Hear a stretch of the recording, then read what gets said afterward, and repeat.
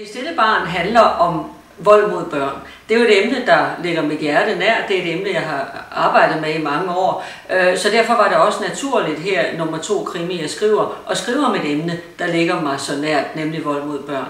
Anna Storm er lægen, hun er hovedpersonen i bogen. Anna Storm elsker sit barn. Hun er glad for sit fag, hun er glad for at være læge. Hun elsker sko, hun er rigtig glad for sko. Hun er glad for god mad. Hun er glad for at køre hendes Mercedes. Hun har en stor, flot og dejlig Mercedes. Og så er hun vild med mænd. Inspirationen til bogen har jeg jo hentet fra min hverdag som læge, har jeg hentet fra de historier, vi kender fra pressen, de historier, vi kender fra vores netværk. Så det er sådan fra det virkelige liv, kan man sige. Så kan man jo spørge sig selv, er det sket i virkeligheden? Og der vil jeg jo sige, at alt i bogen er sket i virkeligheden, og alligevel ikke sket. Det er jo fiktion, det er jo noget, jeg har fundet på, men det bygger da selvfølgelig videre på historier fra den virkelige verden. For det første, når man skriver en krimi, så er det jo for at underholde. Altså det er jo, man skal være underholdt de timer, det tager at læse. Så det er den ene del. Og det andet er, at jeg har da selvfølgelig nogle ting, der optager mig. Det vil altså sundhedspolitisk, det vil altså kvindepolitisk. Og ikke mindst også, at jeg gerne så, at vi fik forebygget vold mod børn endnu bedre. Og i særdeleshed, at børn bliver slået ihjel.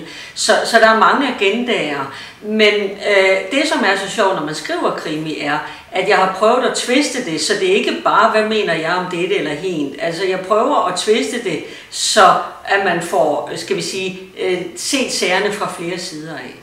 Der er ingen tvivl om, at det her er det, vi vil kalde femikrimier.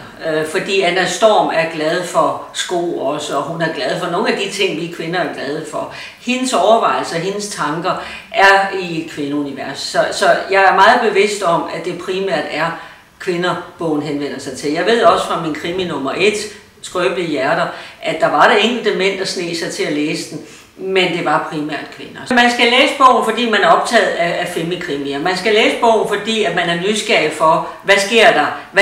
Hvad finder Anna Storm nu på? Jeg kan jo allerede se, at folk, der har læst Skrøbelige hjerter, glæder sig til nummer 2, det her, det stille barn. Man behøver ikke at have læst nummer 1, men man bliver jo fanget lidt ind i et univers. Det er jo lidt ligesom, når vi ser kommissær Morse, eller hvad vi nu finder på. Man bliver lidt optaget af karaktererne, og det kan jeg se, at læserne er blevet, og det er jeg også selv. Så man skal læse den for at blive underholdt, og så skal man ikke se den for andet, end hvad den er, nemlig en underholdende bagatel.